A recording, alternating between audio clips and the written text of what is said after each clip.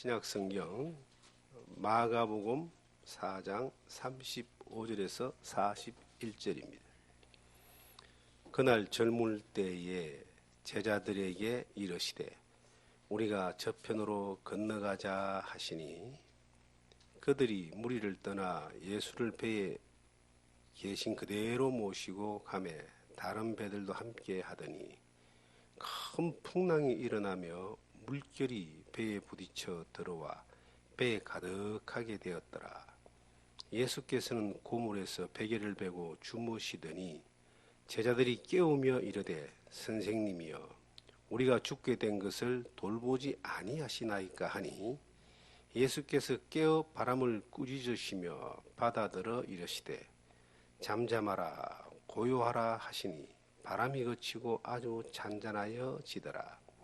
이에 제자들에게 이르시되 어찌하여 이렇게 무서워하느냐 너희가 어찌 믿음이 없느냐 하시니 그들이 심히 두려워하여 서로 말하되 그가 누구이기에 바람과 바다도 순종하는가 하였더라. 아멘. 주님과 동행하는 생활. 마가복음 4장 35절에서 41절의 말씀을 통해서 함께 은혜 나누기를 원합니다. 신앙생활은 주님과 동행하는 삶이다. 우리가 너무나 잘 알고 있습니다. 주님으로부터 생명을 얻고 주님과 동행하며 살다가 주님과 영원히 살기 위해서 천국까지 가는 게 이제 신앙생활입니다.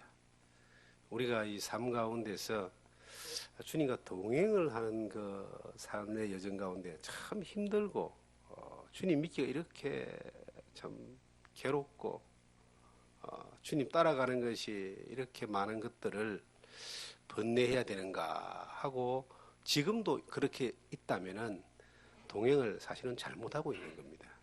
주님과 동행하는 것은 너무 좋습니다. 주님이 나를 사랑하시고 구원하셨다는 것만 생각해도 인생에 정말 가장 귀한 보배를 가진 것이고 우리가 가장 잘못된다 할지라도 천국 갑니다. 그렇기 때문에 아무리 잘못돼도 우리는 잘 될 수밖에 없는 그런 존재들입니다. 주님이 나를 사랑하시고 하나님 나를 사랑하신다는 것만 생각하면 내가 어느 날 주님께 부름을 받아서 그 십자가의 은혜 안에서 놀라운 그 은혜를 경험했던 것을 생각하면은 뭐 세상과 나는 간것도 없고 이 구속한 주만 보인다 했던 찬송가처럼 그렇게 좋을 수가 없습니다. 천국 가면 더 좋겠죠. 그런데 이 땅에 살아가는 삶 가운데 내가 원하는 대로 안 되어지고 그토록 주님을 사모하고 사랑하며 주님 안에 살아보려고 하는데도 이게 환경과 여건이 우리의 발목을 잡고 우리의 마음을 또 무너뜨리고 우리를 힘들게 하는 것들을 경험하게 됩니다. 그런데 그런 과정 가운데서 우리가 그냥 힘들고 어렵고 고통스럽고 내가 또 많은 대가를 지불하고 하는 것만이 이게 신앙생활이라면 주님이 원하는 건 아닙니다. 주님은 우리가 믿는 하나님은 하늘과 땅을 창조하신 분이고 모든 역사를 주관하시는 분이고 법칙을 만드시는 분이고 법칙을 깨뜨리시는 분이에요. 근데 그런 하나님이 우리를 아들로 삼으시고 우리를 통해서 소원을 두고 행하신다 그러거든요. 자기의 뜻을 이루기를 원하시는데 우리가 힘든 일을 당할 수 있고 어려운 일을 당할 수 있고 내가 원하지 않는 것들에 부딪힐 수 있고 내 생각대로 안 되어지기 때문에 고민할 수 있다 할지라도 우리의 마음 안에서 그것이 괴롭고 절망스럽고 후회스러운 그러한 것들로 채워진다면 이거는 주님과 동행이 잘못된 거예요.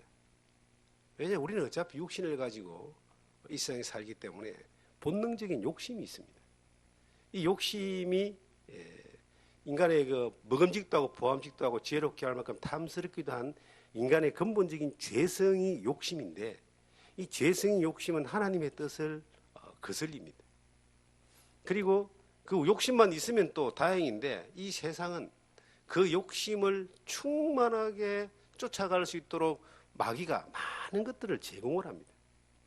세상에 보이는 수많은 것들이 하나님의 영광과 또 상관없는 모습들로 죄악으로 혹은 하나님과 반대되는 쪽으로 갈 수 있도록 이렇게 쫙 무한대로 이렇게 펼쳐져가 있습니다. 그래서 우리에게 주님이 말씀하시기를 세상을 좀 사랑하지 마라. 이 세상에 있는 것들은 육신의 정욕과 안목의 정욕과 이생의 자랑인데 이것들을 좀 사랑하지 마라라고 이야기합니다. 왜냐하면 세상의 가치는 세상을 사랑하라고 이야기하거든요. 우리 육신의 욕구도 이 세상을 사랑하고 싶은 욕구가 있거든요. 세상을 사랑하지 말라고 왜 주님이 그렇게 말씀하셨을까요? 그것은 우리가 사고해야 될 대상이지 누려야 될 대상이 아니라는 겁니다.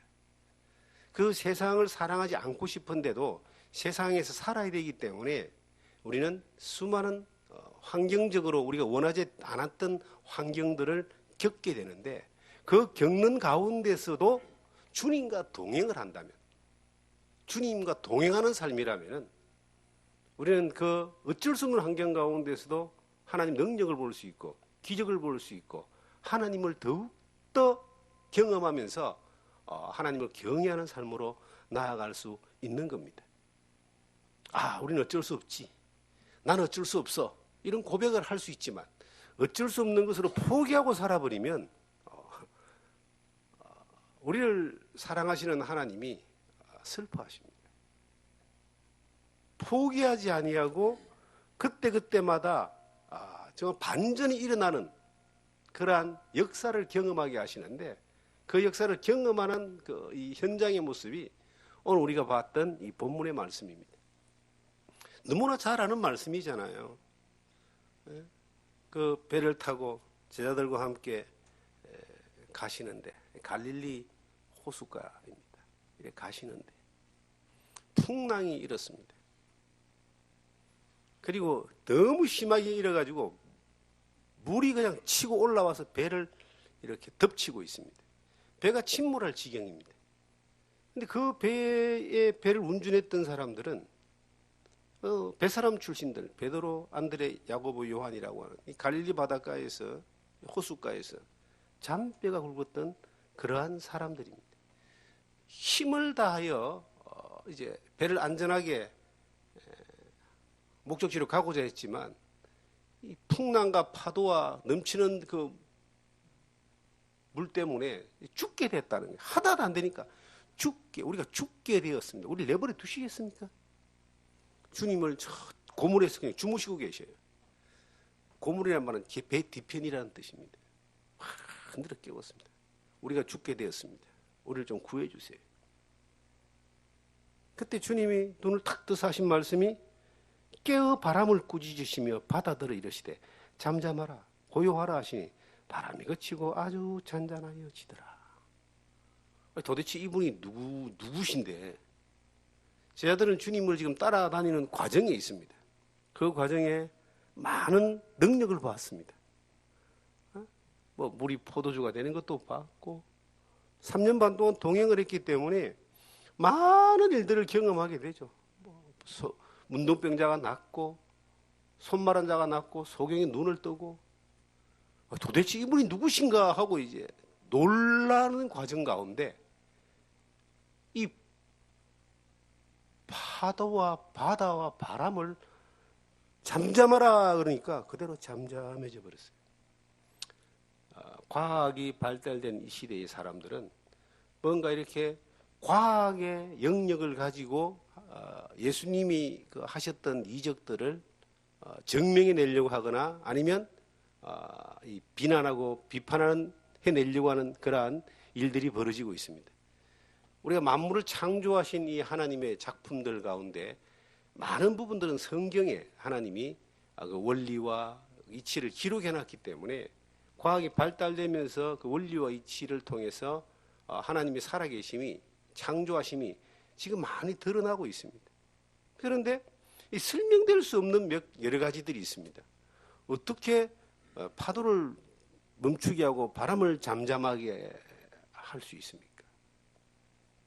그 사람들이 여러 가지 어떤 이 예수님이 예수님 무리를 걸었다 하니까 어떻게 무리를 걸을 수 있을까? 물로 포도주를 만들었다고 하니까 어떻게 포도주를 만들 수 있을까? 죽은 자를 어떻게, 죽은 지 사흘 된 사람을 살릴 수 있을까? 이게 사람은 아무도 할 수 있는 사람이 없어요. 그런데 예수님은 창조주 하나님이십니다. 하나님은 그 생명의 법칙을 부여하신 분이고 그 법칙을 부여하신 분이기 때문에 그 생명과 만물의 법칙 위에 계시기 때문에 그 법칙을 주장할 수 있는 거예요. 그런 예수님을 우리는 주님으로 믿습니다. 성경에 시편 119편 91절에 보시면 이런 말씀이 있습니다. 천지가 주의 규례대로 있으면 만물이 주의 종이 된 영혼이다.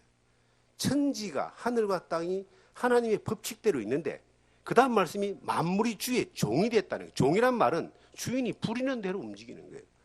부여한 법칙대로 움직이기도 하지만 부여한 법칙을 넘어서 그 주인은, 그 천지의 주인은 넘어서 역사를 이룰 수 있는 분입니다.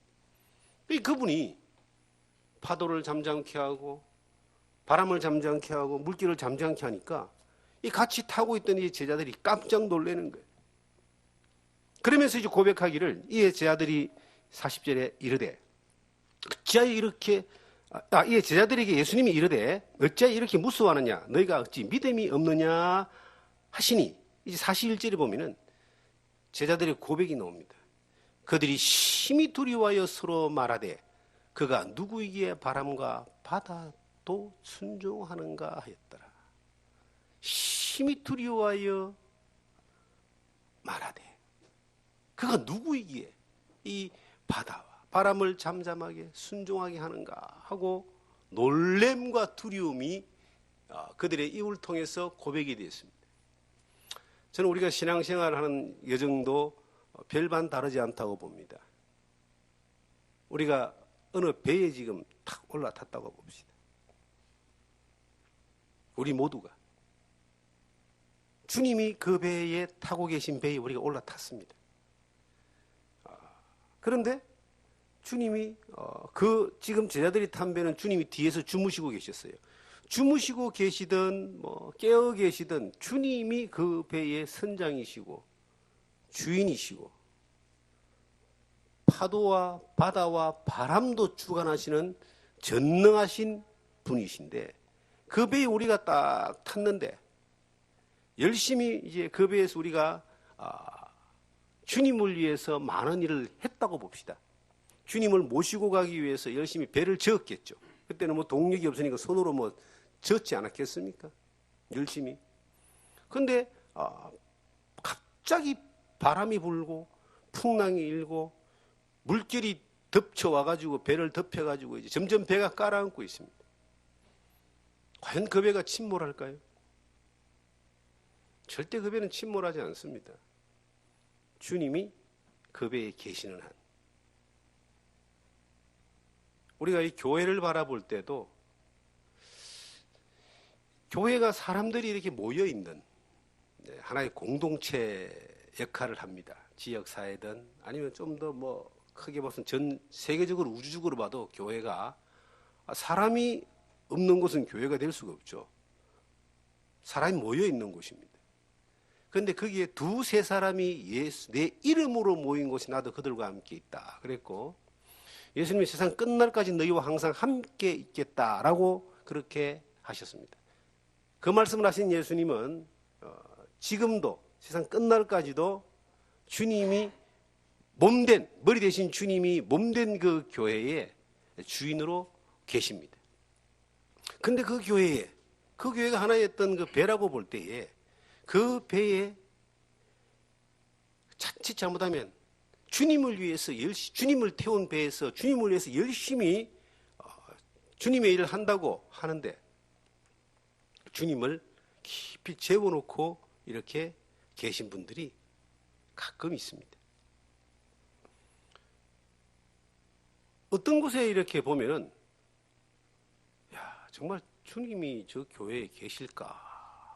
저들이 주님을 믿을까? 하는 의구심이 생기는 정도의 그런 일들도 심심찮게 우리 주변에 일어나고 있습니다. 멀리 볼 것도 없고 내가 속해 있는 이 교회 혹은 내가 섬기는 어느 교회에 내가 어떤 일을 베드로와 요한과 야고보와 같이 키를 잡고 노를 잡고 아니면은 뭐 돛을 잡고 움직이는 역할을 하는 사람들일 수도 있습니다. 그런데 그 열심이, 주를 위한 열심이 어느 날 어려움을 당할 때 풍랑이 오고 바람이 불고 물결이 뒤집어져 가지고 배가 침몰할 것 같은 그러한 어려움을 당할 때에 끝까지 힘을 다하여 그것을 이겨내고 버텨내고 해결해내려고 하지만 정말 주님은 재워놓고 주님이 정말 내 의식 가운데 없는 주님의 일을 하는 사람이 혹시 우리의 모습이 아니겠는가? 내가 아니면 이 교회가 안 될 것 같고 내가 없으면 이 교회는 침몰할 것 같은 그러한 마음 가운데 있는 사람들은 또 얼마나 있습니까? 그런데 정말 주님의 교회라면 전혀 그렇지 않습니다. 주님의 교회라면 주님이 그곳에 계시기만 해도 아무런 문제가 일어나지 않습니다. 바람은 여전히 2000년 전에 갈릴리 바다에서 불었던 이 바람은 지금 우리가 살아가는 이 현장에서도 삶에서도 현실에서도 계속 불어오고 그때 배를 삼킬 것 같은 그런 물결은 지금도 우리의 삶 가운데서 얼마든지 덮쳐오고 있는 거예요. 내 삶을 돌이켜볼 때에 내가 하나님을 향한 열심이 있고 주를 향한 그러한 특심이 있다 할지라도 주님을 재워놓는다면 그것은 고생만 할 따름이지 애만 쓸 따름이지 불안함과 두려움과 그 자기 수고로 말미오는 그 피곤함과 지침에서 그걸로 끝나버리는 겁니다. 가장 좋은 방법은 이제 죽게 되었을 때 주님을 깨웠습니다. 주님이 눈을 뜨자마자 바람을 꾸짖으시고 파도를 꾸짖으시고 그대로 잠잠해졌어요. 천지의 주인이신 그 주님은 자연의 법칙을 뛰어넘는 그 놀라운 능력을 보여주셨단 말이에요. 그리고 주님이 가장 먼저 그렇게 해놓고 난 뒤에 제자들에게 한 말이 있잖아요. 믿음이 없느냐? 어찌하여 무서워하느냐? 우리가 너무 하나님의 일을 하나님 마음에 들게 하려고 애를 쓰다 보니까 우리가 어느 날부터 믿음이 사라집니다. 내가 할 수 있는 게 많을수록 믿음은 사라지는 거예요. 내가 할 수 있는 것이 없을수록 믿음이 생깁니다. 할 수 있는 것이 아무것도 없을 때 비로소 주님을 깨웠습니다. 우리의 사업, 우리의 자녀 양육, 우리의 인생 미래 계획, 우리의 건강. 사실은 그 일들에 대하여 믿음이 없느냐라고 주님이 우리에게 물어볼 수도 있습니다. 야, 그렇게 열심히 하는데도 이제 죽게 되었습니다는 한탄이 나올 때까지 그냥 그렇게 열심히 하는 거예요. 근데 그렇게 열심히 해가지고 이제 죽게 됐습니다라고 한탄이 나올 때 비로소 그제서 이제 믿음이 오는 거예요. 믿는 것처럼 사는 거하고 믿는 것, 사람으로 사는 거는 좀 다를 수 있습니다. 우리가 믿는 사람처럼 살 때는 우리 힘으로 다 하려고 하는 마음이 있어요. 욕구가 있어요. 능력도 있어요. 인간도요. 하나님 다음으로 가는 마귀 빼놓고는 하나님 다음으로 가는 능력자입니다. 하나님이 위임한 사람이 존재잖아요. 그런데 하나님이 정말 기뻐하시는 주님과의 동행은 뭐냐면은 우리가 놀라운 일을 많이 하는 것이 아니라 어떤 위기를 벗어나는 것이 아니라 어떤 일을 이루는 것이 아니라 주님이 우리 안에 깨어있게 하시는 겁니다. 우리가 주님을 자꾸 깨우는 거예요. 그래서 우리에게는 기도라고 하는 놀라운 하나님의 이 선물을 주셨어요. 지금까지 너희가 내 이름으로 아무것도 구하지 아니하였으나 구하라. 그리하면 받으리니 너희 기쁨이 충만하리라. 주님을 자꾸 깨우는 거예요. 주님, 우리가 죽게 됐습니다. 이 배의 주인이 주님이십니다. 주님이 이 배를 좀 운전해 주세요. 주님이 우리 가운데 늘 깨어 있음을 내가 경험할 때, 진정한 동행이 됩니다. 그럼 주님이 깨어있음을 늘 경험할 때 동행되는 그 삶은 어떤가요? 풍랑이 일어도 안전하고, 파도가 덮쳐도 안전하고, 어떤 우리의 힘으로 할 수 없는 불가항력적인 상황에 부딪혀도 그 주님이 천지의 주인인 것뿐만 아니라 이 환경의 주인이고 내 삶의 주인이고 우리의 모든 이 여건 가운데서 주님 되시기 때문에 진정한 동행함이 있습니다. 우린 때로는 살다가 이 제자들처럼 두려워. 이 성경에 보니까 심히 두려워하여 도대체 저가 누구기에 바람과 바다도 순종하는가. 그 심히 놀라면서 두려워하는 그러한 경험들을 많이 할수록 좋습니다. 자기가 어느 정도 놀랍니까? 생각하지도 못했던, 상상도 못했던, 한 번도 경험하지도 못했던, 들어보지도 못했고 상상도 못했던 일들이 앞에서 딱 일어나는 현장을 보는 거예요. 그러니까 깜짝 놀래가지고 두려움이 생기는 겁니다. 하나님은 성경 전체 역사를 보면은 그 놀라운 일들을 참 많이 하셨습니다. 이루 헤아릴 수 없는 놀라운 그 인간이 상상할 수 없는 수많은 일들을 이 성경에 태초에 하나님이 천지를 창조하신 날부터 시작해서 모든 역사 가운데 하나님이 그 일을 하셨어요. 나는 우리의 삶 가운데서 그렇게 깜짝 놀랄 만한 두려운 일들을 좀 많이 경험했으면 좋겠어요.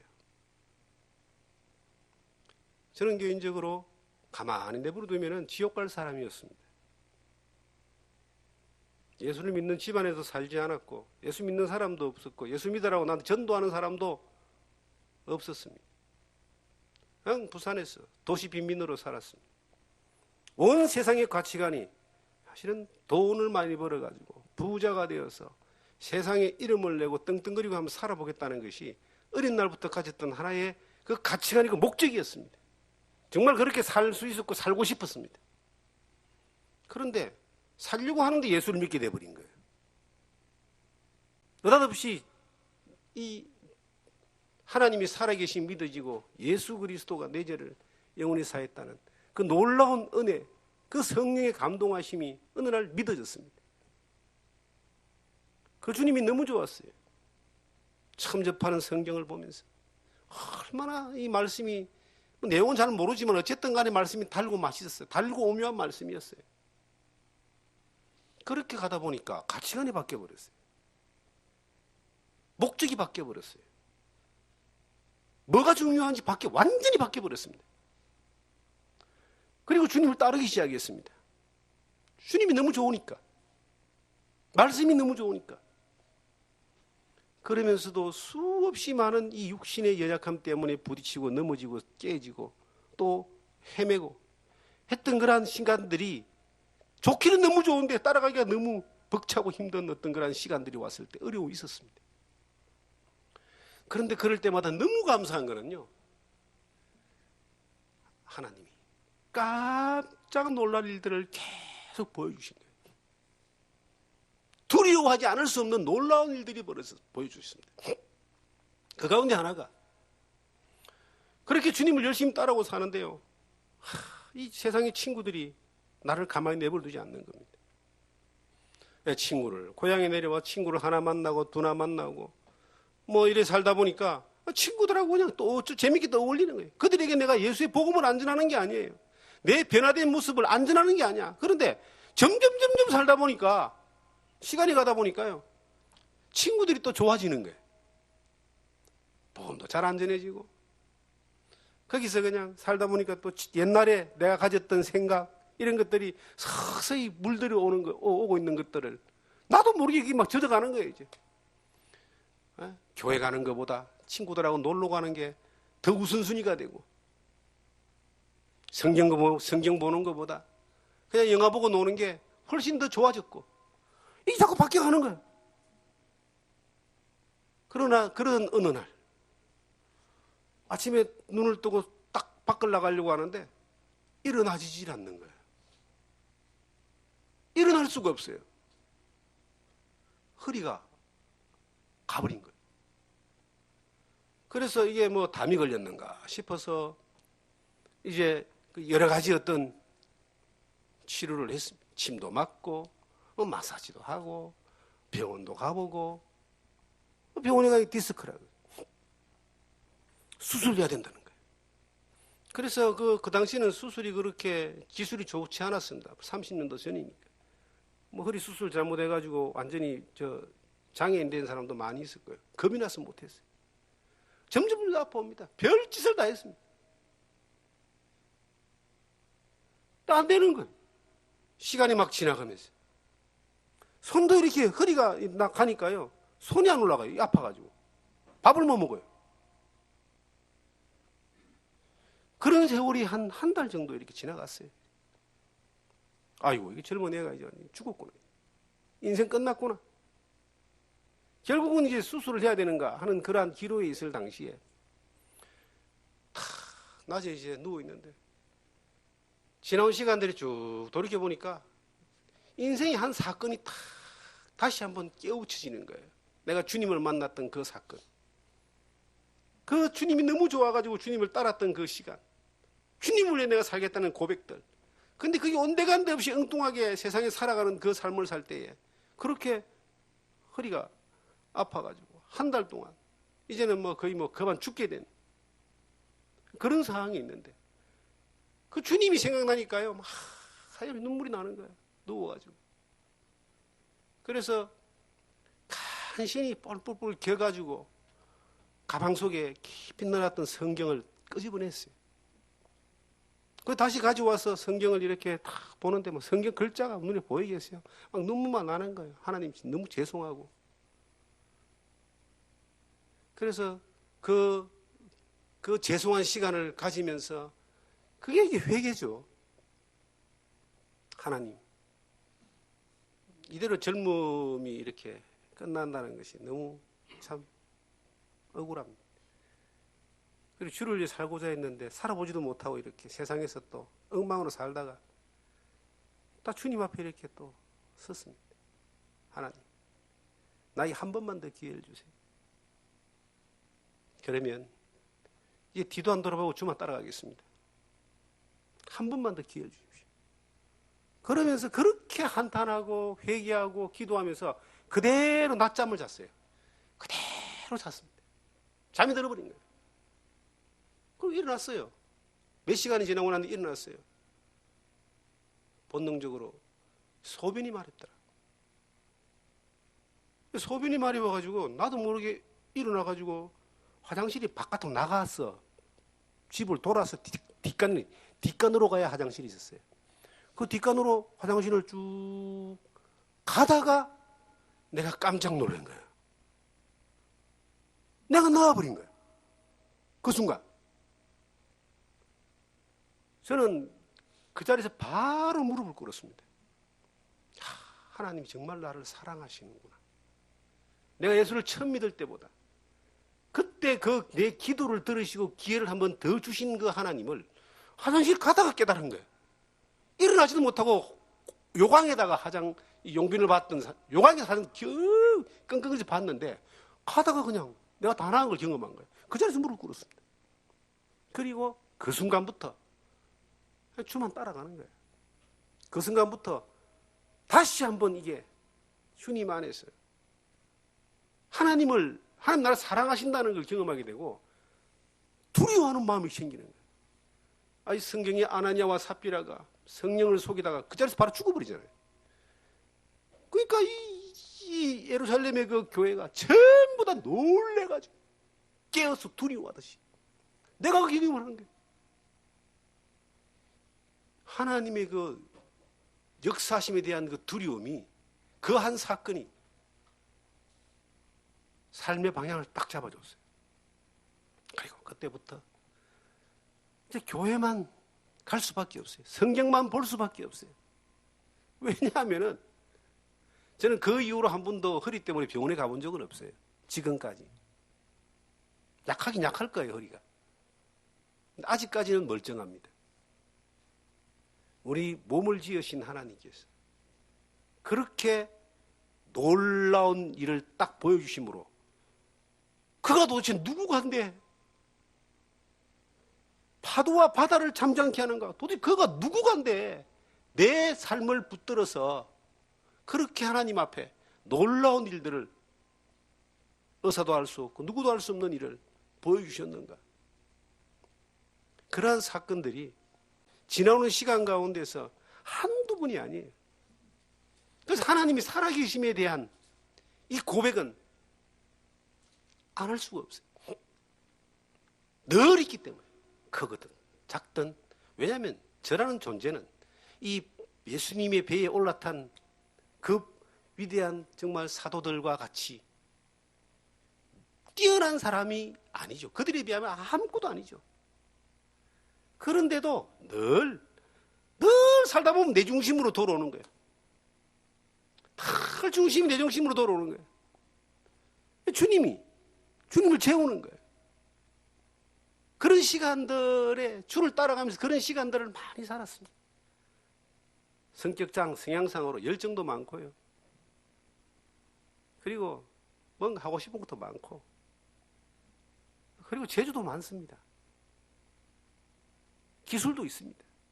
경험도 많습니다. 그런데 재주와 기술과 경험이 하나님의 일을 하는데 방해가 될 때가 더 많아요. 그냥 주님을 깨우면 돼요. 파도를 잠잠케 하려고 그 물결을 치고 지나가려고 기술과 경험과 노력을, 재주를 쓰는 것이 아니라 그냥 주님을 깨우면 되는 거예요. 주님이 우리 가운데서 딱 살아계시면 우리는 어떻게 경험하느냐? 여러분, 저는 이 성경에서 하나를 깨닫습니다. 주님이 딱 눈을 뜨자마자 한 일이 있어요. 예수께서 깨어 바람을 꾸짖으시며 깨어서 바로 바람을 꾸짖으시는 거예요. 그리고 바다들이 이르시되 잠잠하라 고요하라 하시니 바람이 그치고 아주 잠잠하여진지라. 바람이 그치고 아주 잠잠하여진지라. 주님이 깨어서 명령, 말씀하셨습니다. 그분이 말씀하시니까 바다도 바람도 파도도 잠잠해져 버렸어요. 우리의 삶의 생활 가운데서 여러분들은 신앙생활을 하루 이틀 하신 분들이 아닙니다. 주님을 많이 경험하셨겠죠. 아마 저보다도 더 깊이 주님을 경험하신 경험들이 있을 겁니다. 저는 그걸 이렇게 표현을 하는 거고, 표현을 안 하고 가슴으로 묻고 이렇게 하나님을 사랑하고 사는 분들이 더 많이 계시겠죠. 그런데 우리의 삶 가운데 우리가 주님과 동행하느냐 동행하지 않느냐에 대해서 무엇으로 판가름을 지을 수 있을까요? 하나님의 그 말씀의 권위가 나에게 살아있느냐 살아있지 않느냐에 따라서 판가름을 지을 수 있습니다. 하나님이 우리 가운데서 말씀하시고 주님이 말씀하시니까 바다도 파도도 바다도 풍랑도 잠잠해졌어요. 고요해졌어요. 말씀의 권위가 있는 거예요. 우리가 하나님의 나라 그러잖아요. 하나님의 나라는 너희 안에 있다 그래요. 지금 이 세상에는 두 개의 나라가 존재합니다. 마귀의 나라와 하나님의 나라가 존재합니다. 나라가 뭐예요? 나라는 통치입니다. 통치. 마귀의 나라는 마귀의 통치를 받는 사람들이 마귀가 통치하고 시키는 대로 사는 거예요. 그게 죄악된 세상이고 어둠의 세상이고 지옥 가는 세상으로 가는 거예요. 그럼 하나님의 나라는 뭐예요? 이 교회를 하나님의 나라라 그럽니다. 하나님 백성을 하나님의 나라라 그래요. 하나님의 나라는 하나님이 통치를 하시는 것이 하나님 나라예요. 하나님 나라가 내 안에 있다는 말은 하나님의 통치가 내 안에 있다는 거예요. 그러면 통치란 말은 뭐냐면 말의 권위입니다. 통치자가 말하면 그 말에 따라서 그대로 순종하는 게 그게 그 나라에 사는 백성이 하는 일이잖아요. 우리 안에 예수 그리스도의 우리 주님이라는 그분의 말씀이 얼만큼 우리 가운데 살아있을까요? 그분이 내게 말씀하시는 것에 대하여 어떻게 내가 반응할까요? 그분이 세우신 질서와 그분이 세우신 법칙과 그분이 원하시는 뜻과 그분이 우리에게 말씀하신 것이 내 안에 그 권위가 그대로 내 안에 움직이고 있습니까? 주님은 저에게 살아가면서 몇 가지를 가르쳐 주셨는데 그 가운데 하나가 주님이 말씀하시면 무조건 복종해라. 주님이 말씀하시면 주님이 말씀하시니까 바다도 파도도 풍랑도 복종하는데 주님이 말씀하실 때에 내가 복종하지 않으면은 이거는 주님의 사람이 아니다는 거예요. 주님의 통치를 안 받는다는 거예요. 우리는 각자 살아가는 삶의 환경과 여건과 세계가 다를 수 있습니다. 지역도 다르고 모양도 다르고 다양하게 주님이 하나님이 우리를 그렇게 지으셨습니다. 그러나 중요한 것은 하나님의 통치가 내 가운데 있는가? 하나님의 그 말씀이 여러분들을 얼마나 통치하고 있습니까? 그 말씀이 얼마나 순종하고 있습니까? 어떤 분이 며칠 전에 목사님 저는 설교가 너무 어려워요.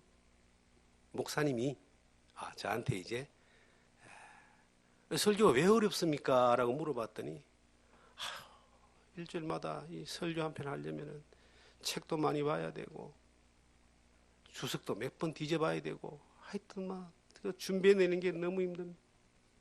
듣는 분들도 저보다 교회가 커요. 큰 교회 한 100여 명 이상 모이는 교회인데 듣는 분들도 수준이 높아가지고 정말 그분들에게 맞추기 너무 힘들어요. 그러시더라고요. 그러시냐고. 저는 뭐 성도들이 작아서 좀 쉬운 것 같습니다. 내가 웃으면서 그렇게 이야기를 했어요. 그랬더니 이제 목사님 유튜브를 한번 보니까 너무 설교하시는 게 쉽게 하는 것 같고 또 너무 잘 알아듣게 그렇게 하는 것 같아서 참 부럽다 그래요. 그래서 제가 그분에 그런 이야기했습니다. 목사님, 설교가 어렵습니까? 저는 설교는 어렵지 않습니다. 저는 설교가 어려운 것이 아니라 내가 설교하는 그 하나님의 말씀을 따라 살지 못하는 게 어렵습니다. 난 그게 정말 어려워요. 새로운 말을 막 뜻없는 말을 갖다가 나도 못 알아듣고 말하는 사람도 뜻도 모르고 듣는 사람도 모르고 아무도 모르는 그런 말을 주워다가 이렇게 하기가 힘들 거예요. 그런데 하나님이 내게 주신 것을 이야기하는 건 어렵지 않는데 정말 어려운 거는 그 하나님의 말씀을 전하는 자가 그 말씀과 상관없이 살까 싶어서 그 말씀대로 못 살까 싶어서 나는 그게 어려워요. 그래서 어떤 면에서는 제가 이런 말 하면은 이상하게 들릴지 모르겠지만 하나님 제발 저에게 말씀 좀 하지 말아주세요 라고 제가 그렇게 이야기합니다. 깜짝 놀라는 거예요.